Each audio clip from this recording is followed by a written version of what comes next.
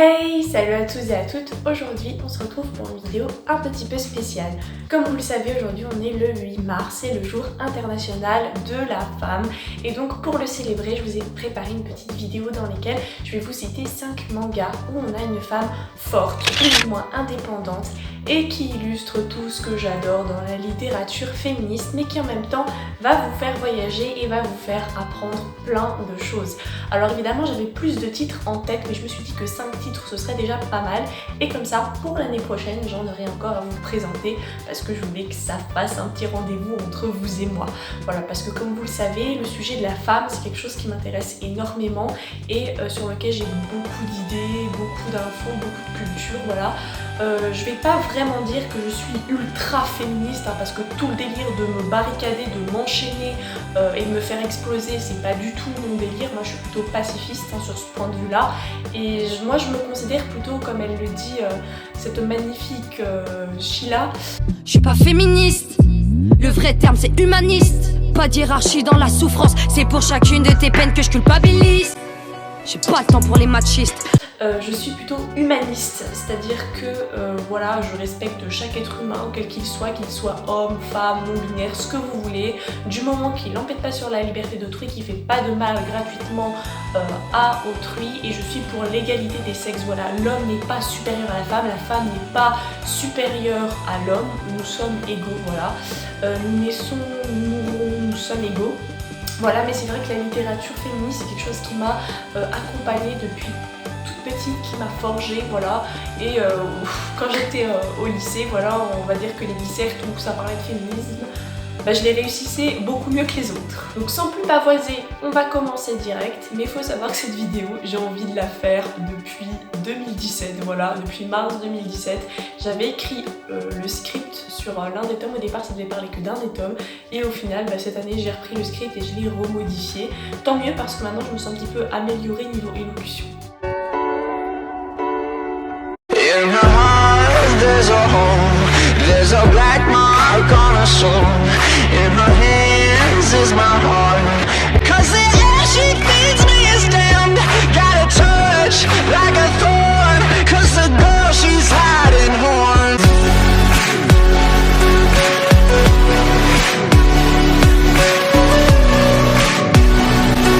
She got two little horns and they give me a little.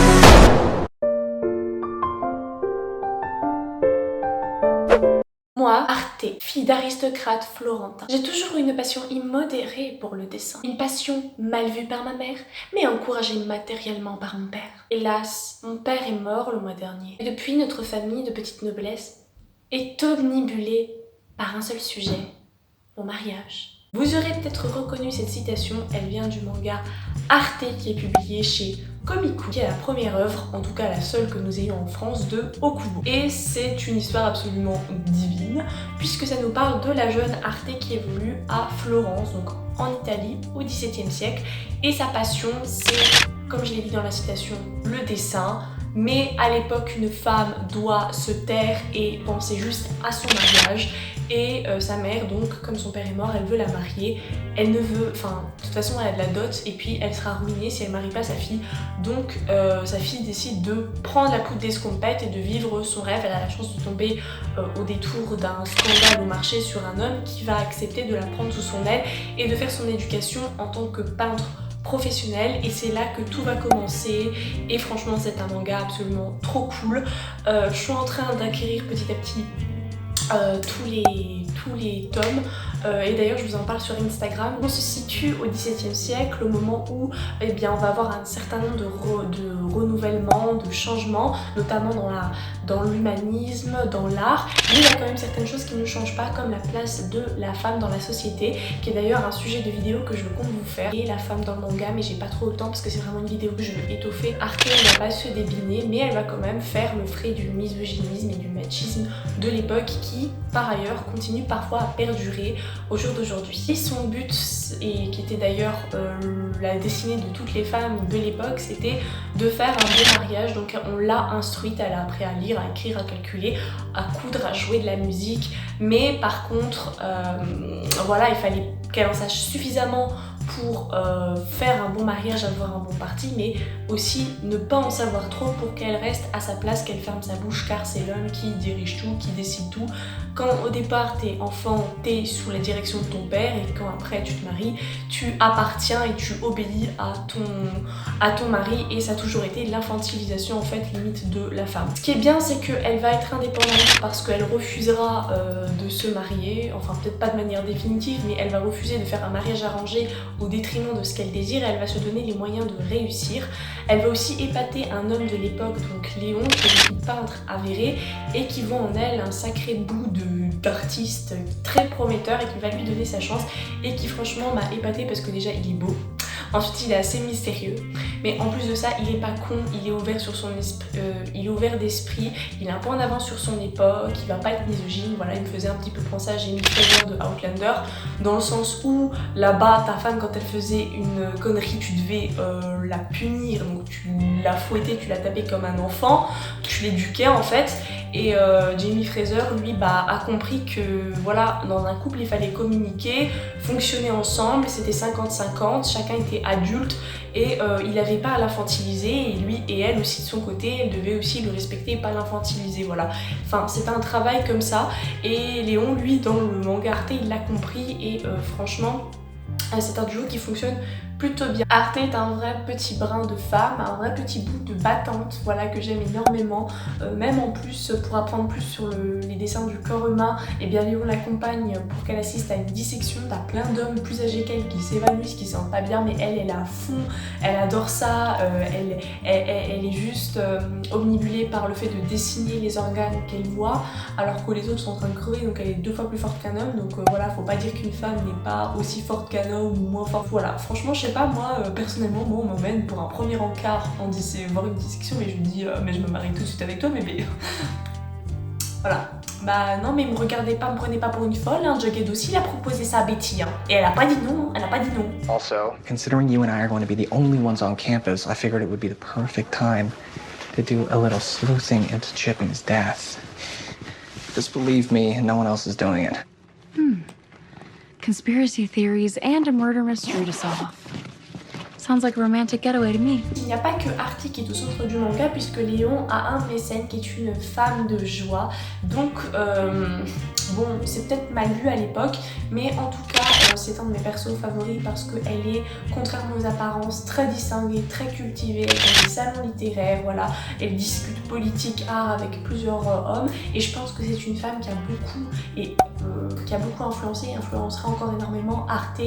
Voilà, elle trouve une femme qui se rapproche un petit peu d'elle. Ensuite, au niveau des dessins, moi j'aime beaucoup parce que la couverture elle est assez agréable, on a l'impression de vraiment lire un guide de voyage, et puis les expressions des personnages sont vraiment le point fort, je pense, de la série. On voit bien la détermination de Arte, surtout quand elle s'énerve, elle menace, enfin elle se coupe les cheveux, elle menace de se couper ses attributs parce que du coup on lui dit que le but c'est pas qu'elle est pas douée, c'est que c'est une femme et qu'elle peut pas parce qu'elle est née femme, elle est pas née homme, voilà, c'est vraiment magnifique. On se laisse vraiment embarquer dans l'histoire comme si que littéralement on était sur une gondole à Venise, et c'est vraiment absolument délicieux, voilà, en plus j'adore l'Italie. Ensuite, on a une saga qui est assez ancienne, si je puis dire, c'est Isabella Bird, femme exploratrice, qui est, là je vous annonce la couleur, un de mes mangas favoris, tout manga confondu, et vous allez très vite comprendre pourquoi. Déjà, le seinen, c'est mon genre favori. Ensuite, j'aime bien les séries assez anciennes, et il faut savoir que le manga date de 2013 au Japon.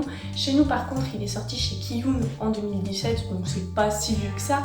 Mais en fait, disons que la publication s'étale dans le temps, et moi j'aime bien un peu binge-watcher. Et quand en fait on lit pas les tomes quand ils sortent, mais on les lit d'un coup. Enfin, moi j'aime bien me lire 3, 4, 5 tomes d'un coup. Tout ce que j'aime, une femme forte, des voyages, un couple qui fonctionne bien, tout ce que j'aime, des périodes que j'adore, voilà. Et en fait, pour l'histoire, ça se passe en 1878 au Japon, donc on a l'ère Meiji, c'est au moment où le Japon s'ouvre un petit peu malgré lui aux occidentaux, voilà, donc les chocs des cultures, quoi, les occidentaux, les asiatiques, c'est pas forcément pareil. Et Isabella débarque, et c'est une femme hors du commun puisqu'elle passe sa vie à voyager et à écrire des livres, d'ailleurs c'est pour ça qu'elle est très connue, et elle décide de visiter le Japon.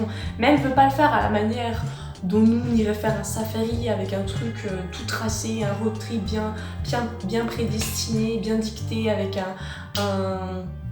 un guide touristique et tout. Non, elle veut vraiment découvrir le Japon dans ses parties les plus intimes, les plus profondes. Elle veut découvrir des choses que les gens n'ont jamais découvert, montrer un visage différent de ce qu'on peut déjà présenter à l'époque, et donc elle souhaite notamment partir à la rencontre d'une tribu, je crois que c'est les Ainu si je me souviens bien, qui vit passer dans un Japon assez reculé, et elle va emprunter des chemins qui n'ont jamais été empruntés par les autres occidentaux, donc vraiment la découverte, elle veut être la pionnière.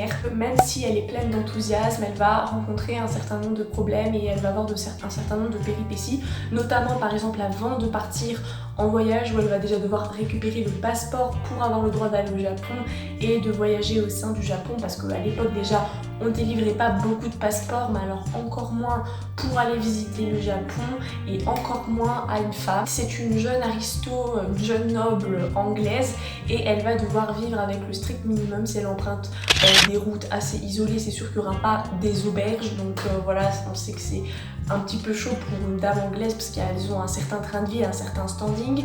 Et enfin, elle ne parle pas un traître mot de japonais, et quand même ce serait cool de se faire comprendre, de savoir au moins dire paix, de savoir au moins dire ami, voilà. Et donc du coup elle va essayer de trouver un interprète. Le problème c'est que le Japon s'est ouvert malgré lui aux occidentaux, donc ils sont pas forcément contents qu'ils se fassent entre guillemets envahir culturellement par les asiatiques et par les occidentaux, et ça se comprend vu ce qui s'est passé par la suite. Comme c'est nouveau, cette ouverture elle est nouvelle, et bien il n'y a pas beaucoup d'occidentaux qui parlent japonais, et 3, inversement, il y a vraiment très peu de japonais qui parlent anglais, et encore à l'heure actuelle, même si maintenant souvent les businessmen, les traders, tout ça parlent anglais, et qu'à l'école on leur apprend l'anglais, on va dire que le japonais l'anglais c'est pas vraiment la langue que les japonais maîtrisent de ouf, mais néanmoins elle va trouver un jeune homme qui s'appelle Kito et qui parle fort heureusement pour elle japonais et anglais, et donc qui va en fait l'accompagner tout au long de son périple. D'ailleurs au passage, ça n'a rien à voir avec le sujet de cette vidéo, mais si vous êtes intéressé par la tribu des Ainu, j'espère que je le prononce bien, la tribu qu'elle souhaite rencontrer pendant son voyage, et on en parle également dans le manga Golden Kamuy, qui est aussi un de mes mangas favoris. Alors là par contre, âme sensible, s'abstenir, c'est pas à mettre entre les mains de tout le monde, parce que j'avoue que c'est assez what the fuck, assez perché, et des fois il y a même des délires de zoophilie, donc voilà, vous ne direz pas que vous n'étiez pas prévenu, mais c'est vraiment un superbe manga qui en vaut la peine. Le point vraiment positif qui fait le charme de ce manga, c'est que les dessins sont vraiment bons, clairement, ils sont doux, c'est un petit peu différent de ce qu'on a l'habitude de voir dans certains mangas, notamment moi j'ai une période où je lisais à fond du shonen, donc franchement ça m'a changé la vie de lire ce manga là, et puis en plus ils sont progressifs, ils s'améliorent au fil des tomes, et moi j'adore ça parce que ça montre en fait une certaine évolution. Quand t'arrives tu sais pas forcément à quoi t'attendre, et après t'en apprends de plus en plus tu passes du temps, on ressent cette progression dans le dessin de l'auteur. En plus de ça, moi je suis ultra fan des descriptions qui tiennent en longueur, sauf qu'on sait que quand on est dans un manga ou une BD, on peut pas avoir des descriptions qui tiennent en longueur, et pourtant le détail des dessins est une véritable mine d'informations qui nous permet d'apprendre en même temps qu'elle, et c'est ça qui est cool, on ne fait pas que lire son histoire, on a l'impression de la vivre, d'être dedans, on a l'impression que ça nous arrive, que c'est nous qui découvrons les trésors du Japon de cette époque, et ça m'a tellement donné envie de voyager. D'ailleurs ce manga en fait c'est un des mangas qui a motivé mes envies de voyage, que ce soit au Japon ou ailleurs, et d'ailleurs qui m'a donné envie de m'intéresser à l'histoire du Japon. Elle a vraiment existé. Isabella Bird est née en 1831 et elle a voyagé jusqu'à l'âge de ses 72 ans. Elle a pas fait de vieux os comme on dit, mais elle a pas perdu de temps. C'est vraiment une femme exceptionnelle, hors du commun, un vrai globe-trotter. Elle est allée à Singapour, en Écosse, en Chine, au Japon, aux États-Unis. Elle a vraiment fait plein de choses et c'est vraiment un exemple. Ça m'a inspiré, ça m'a fait rêver, et même en mourant elle avait d'autres idées pour ses voyages. Et à ce qui paraît, le manga serait assez fidèle à la véritable histoire, puisque par exemple elle a une sœur à qui elle écrit des lettres, et effectivement elle écrivait vraiment des lettres à sa sœur. Le seul point sur lequel on n'a pas trop d'éclaircissement, c'est Ito, est-ce qu'il existait, est-ce qu'il n'a pas existé, mais en même temps il fallait bien romancer l'histoire pour que ce soit super méga intéressant. Franchement c'est vrai que ça attire toujours le regard quand on a du voyage, mais en plus une petite histoire d'amour, c'est plus cool, ou au moins une histoire d'amitié. On remarque que dans Arte, que je viens de vous citer tout à l'heure, et Isabella Bird, on a encore une fois une femme forte accompagnée d'un homme, mais je tiens à vous dire qu'honnêtement ça ne me dérange pas. Si c'était un manga ou un roman moderne, j'aurais dit mais pourquoi elle a besoin d'un homme pour réussir, mais comme c'est un manga comme vous le voyez où les époques sont assez éloignées, où la condition de la femme n'était pas tip top, voilà, et ben je me dis que c'est totalement normal en fait, mais que ça n'enlève rien au fait qu'elles aient un caractère bien trempé, qu'elles aient des rêves plein la tête et qu'elles se battent pour ce qu'elles veulent. Et puis franchement en vrai, le duo Arte Léon et le duo Isabella Ito sont des duos que j'adore. Ensuite, un autre de mes mangas favoris, c'est Bright Stories. Encore une fois, un seinen. Encore une fois, chez Kiyun. Et d'ailleurs, particularité, c'est un des premiers mangas que j'ai lu de toute ma vie car ils étaient à ma médiathèque. Donc récemment, j'ai réussi à me prendre quelques tomes parce qu'il y a 2 éditions. L'édition Latitude qui est trop belle que j'avais envie d'avoir. Mais elle est un peu chère, donc du coup, j'ai pris l'édition simple qui est tout aussi belle et cosy à lire et qui est un manga de Kaoru Mori qui est très célèbre notamment pour Emma et récemment en France on a eu la publication de Shirley. Par contre Emma j'aimerais trop l'avoir en double tome, ça doit être trop divin. Comme son nom l'indique, c'est un manga qui parle de mariage, mais attention, c'est absolument pas barbant, c'est pas non plus une histoire dégoulinante de guimauve. Hashtag Pichi Pichi Bitch, hashtag Demon Salvatore.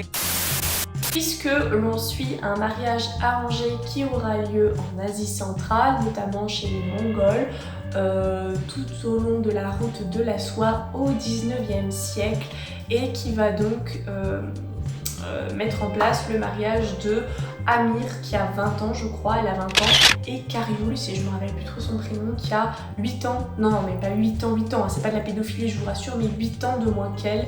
Donc là ça m'a rappelé un petit peu la grosse différence d'âge, style Sorede Mosekai ou Tsukushi, et on voit que l'histoire elle était absolument belle. Et en vrai ce qui est cool c'est que c'est un mariage arrangé, mais qui vont apprendre à se connaître, etc. et s'apprécier et tout, enfin c'est vraiment beau. On est très loin du mariage en mode je te vends ma fille, tu me vends ta sœur, voilà, j'ai besoin d'une femme pour unir nos clans et puis voilà, je m'en fous d'elle, je vais dans mon harem et elle, je la frappe dès que ça va pas, enfin voilà. Non, c'est vraiment délicat, chacun apporte quelque chose à l'autre et c'est vraiment très instructif. On a une immersion totale dans la culture de l'époque, on apprend les mœurs et les coutumes, notamment par exemple qu'en vérité c'est le plus jeune garçon de la famille qui dirige le clan, même si ce dernier a un grand frère bien plus vieux, enfin voilà, il y a des coutumes spécifiques. Même les mariages en fait ils ont pas une robe blanche, enfin ils ont des trucs spécifiques. L'enjeu de l'histoire entre autres c'est qu'en fait elle vient pour ce mariage arrangé mais que son clan essaye de la récupérer pour la vendre entre guillemets à un autre clan, et en fait ça va pas se passer comme ça. Donc ils font connaissance à la manière de A Lazy Fantasy Life, voilà, c'est vraiment cool. Et même quand on n'est pas fixé sur ce couple là, on découvre d'autres personnages en couleur qui apportent à l'histoire, qui sont vraiment attendrissants et qui nous font aussi découvrir les us et coutumes de l'époque. Donc rien à redire. Quand même, je me demande le temps qu'elle a passé à dessiner tellement il y a des détails. Certains auront peut-être vu sur Instagram que j'ai le petit cube, la petite box cube de Reine d'Égypte. Voilà, je suis trop contente parce que j'adore l'Égypte antique, j'adore ce manga, il est chez Kiyun. C'était ce manga là que je devais vous présenter quand j'avais écrit la première fois le script. Parfois, Reine d'Égypte me fait penser à Game of Thrones, voilà. Donc franchement ça peut s'adresser à tout le monde. La particularité c'est que l'autrice Chie Inudo, j'espère que je le dis bien, nous plonge quand même dans un univers qui n'a pas été exploré, exploité de nombreuses fois dans le manga, à savoir l'Égypte antique. Ne me dites pas, mais si, il y a Yu-Gi-Oh! Parce que c'est pas pareil, même si j'adore Yu-Gi-Oh! Dans l'Égypte au 15e siècle, avant Jésus-Christ, on considérait que le sang royal transmis par la mère c'était un sang fort. Donc de prime abord tu te dis tiens c'est peut-être une société matriarcale, ouais pourquoi pas. D'autant plus que les reines pouvaient choisir les pharaons avec lesquels elles se mariaient. Mais au final non, le rôle s'arrêtait là, puisqu'une fois mariées c'était les pharaons qui régnaient et elles n'avaient que pour autre rôle dans leur vie que de procréer. Et lorsque son père meurt à la bataille, Hatshepsut doit se marier avec son frère aîné. Et en fait on va suivre son périple pour devenir grande reine d'Égypte, parce que vous pensez bien qu'elle ne veut pas laisser la primeur à son frère, d'autant plus que ce n'est que son demi-frère, enfin il n'est pas légitime au trône, et qu'elle s'estime être parfaitement capable de diriger le pays. Elle est beaucoup plus intelligente, elle est d'ailleurs beaucoup plus forte que lui. Elle se bat 2 fois mieux que lui depuis qu'elle est petite, elle est garçon manqué. Une des choses qu'elle veut faire en accédant au pouvoir, c'est donner plus de pouvoir, plus de rôle et une meilleure place à la femme dans la société mais comme on s'en doute, le chemin sera long pour cette dernière. Elle peut pas obliger tout le monde, voilà, directement à l'obéir sous prétexte qu'elle est la fille du précédent pharaon, surtout qu'en plus elle est une femme, donc ça passe pas bien. Elle va devoir se créer des alliés, et puis sa seule arme, si je puis dire, outre son bagot, et bien c'est ses charmes, et donc elle va commencer à apprendre à être féminine, etc. et à contrer un petit peu les manigances de son frère et de la copine, si je puis dire, de son frère. Son frère a un harem, mais il y a une favorite qui est une vraie...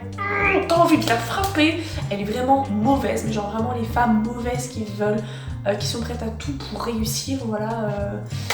Écoutez, le sexe, la descendance masculine, eh bien il n'y a aucun homme de haut rang de l'époque qui allait dire non à ça. Enfin, je vais pas vous spoiler la suite du manga, mais voilà, tous les moyens sont bons et il y a des meurtres, il y a des histoires de corruption, les prêtres qui donnent leur voix à telle ou telle personne parce que ceci, cela, on va essayer de lui mettre des rumeurs d'adultère sur le dos alors que lui il a un rêve. Enfin, voilà, c'est vraiment un régal si vous voulez avoir votre cerveau qui culmine pendant la lecture de ce manga. Mention spéciale pour Tabia, sa douce et sa jolie amie qui va d'ailleurs lui apprendre à charmer les hommes, à être féminine, etc. Même si je la soupçonne parfois d'être beaucoup plus, d'avoir une relation un peu plus amour que amitié avec elle, et j'espère qu'au long des tomes, parce que pour l'instant j'en ai lu que 2 ou 3, je me souviens plus trop, ça fait un petit moment quand même, hein, on est au moins au tome 5 je crois, et la parution est assez longue depuis 2017. J'espère qu'il lui arrivera rien parce que c'est vraiment un petit temps. La reine d'Égypte va être épaulée par le scribe Selmout qui apparemment existait vraiment, qui lui jure fidélité. Vous allez voir, on va leur faire crasse, voilà, parce qu'il est jeune, parce qu'il est beau, qui décide de prendre en main les affaires de l'État, que l'époux va pas aimer de se faire coiffer au poteau par un autre homme. Niveau design, tous les traits des codes égyptiens jusqu'aux traits de cou, d'eyeliner, œil au chat sont respectés, c'est divin, c'est exquis. Le raffinement, la légèreté sont au rendez-vous. L'héroïne, elle est assez forte, assez tenace, donc elle s'inscrit très bien dans cette vidéo. Les décors sont un petit point bonus, puisque très souvent dans d'autres mangas ils sont parfois bâclés, bah là c'est pas du tout le cas, et ça montre bien que la mangaka a effectivement fait des recherches pour son manga. Chaque page nous offre des décors d'époque absolument divins qui insistent bien sur la puissance, toute puissance même, et le faste de la famille royale. Par contre, je tiens à préciser que même si c'est un manga historique qui peut s'adresser à tous, j'éviterai quand même pour certaines scènes de le donner à des enfants de moins de 12 ans. Il n'y a rien de graveleux, mais il y a quand même quelques petites scènes de sexe, et qui sont d'ailleurs nécessaires à l'histoire, mais que certains parents pourraient trouver choquants pour leurs enfants. Et pour conclure sur Reine d'Égypte, c'est le manga où vraiment j'ai adoré en apprendre plus sur la culture et sur les coutumes, parce que la façon dont ça nous est exposé, toutes ces traditions de ce peuple absolument formateur, hein, parce que c'est quand même le berceau des civilisations, on en apprend beaucoup plus, parce que finalement je me suis rendu compte qu'on ne connaissait qu'une petite partie immergée de certaines légendes. En plus de ça, à chaque fois qu'on parle d'Égypte, qu'on voit un film ou une série, c'est souvent Cléopâtre ou Toutankhamon. Qu'est-ce que vous voulez que je vous dise? C'est basé sur des faits réels, c'est entraînant, il n'y a rien à redire. Là, cette vidéo est terminée, vous l'avez compris, ces femmes-là, elles sont peut-être fragiles au départ, mais elles ont des rêves plein la tête, elles vont pas se dépiner face à une société, à des hommes qui leur disent qu'elles n'ont pas leur place, elles vont tout faire pour réussir. Et elles vont entraîner plein de personnes dans leur sillage, elles vont réussir à faire bouger certaines choses, enfin ça fait rêver, qui ça ne fait pas rêver. En tout cas j'espère que cette vidéo vous aura plu. N'oubliez pas non plus d'aller sur Instagram car vous avez jusqu'au 12 mars pour gagner les tomes 1 et 2 du Shoujo de chez Kana, Bloom Into You. Allez sur ce, ciao!